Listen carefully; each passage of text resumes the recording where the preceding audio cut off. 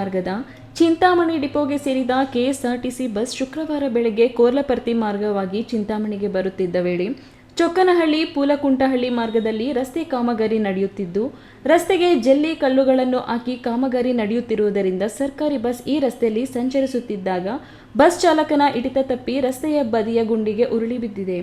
ಈ ವೇಳೆ ಬಸ್ನಲ್ಲಿದ್ದ ಹಲವು ಪ್ರಯಾಣಿಕರಿಗೆ ಸಣ್ಣ ಪುಟ್ಟ ಗಾಯಗಳಾಗಿ ಗಂಜಿಗುಂಟೆ ಪ್ರಾಥಮಿಕ ಆರೋಗ್ಯ ಕೇಂದ್ರ ಹಾಗೂ ಚಿಂತಾಮಣಿ ಸರ್ಕಾರಿ ಸಾರ್ವಜನಿಕ ಆಸ್ಪತ್ರೆಯಲ್ಲಿ ಚಿಕಿತ್ಸೆ ಪಡೆದು ವಾಪಸ್ಸು ತೆರಳಿದ್ದಾರೆ. ಇನ್ನು ಇತ್ತೀಚೆಗೆ ಸರ್ಕಾರಿ ಬಸ್ಗಳ ಸಮರ್ಪಕ ನಿರ್ವಹಣೆ ಹಾಗೂ ರಿಪೇರಿ ಕಾಣದೆ ಬಹಳಷ್ಟು ಬಸ್ಗಳು ಆಗಿಂದಾಗೆ ಎಲ್ಲೆಂದರಲ್ಲಿ ನಿಂತು ಹೋಗಿ ಪ್ರಯಾಣಿಕರಿಗೆ ತುಂಬಾ ತೊಂದರೆಯಾಗುತ್ತಿದೆ ಎಂದು ಪ್ರತಿನಿತ್ಯ ಕೆಎಸ್ಆರ್ಟಿಸಿ ಬಸ್ಗಳಲ್ಲಿ ಸಂಚರಿಸುವ ಪ್ರಯಾಣಿಕರು ಆರೋಪಿಸಿದ್ದಾರೆ.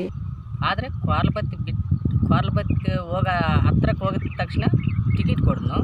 ಅದರ ಮುಂದೆ ನಾನು ಸ್ವಲ್ಪ ನಿದ್ದೆ ಮಾಡಿದ್ದೀನಿ.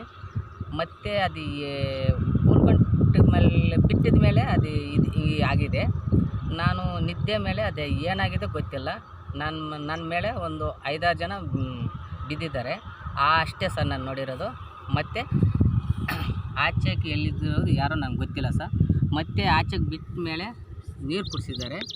ಮತ್ತು ಆವಾಗ ಸ್ವಲ್ಪ ನನಗೆ ಜ್ಞಾನ ಬಂದಿದೆ. B Devappa, E news TV, Chintamani.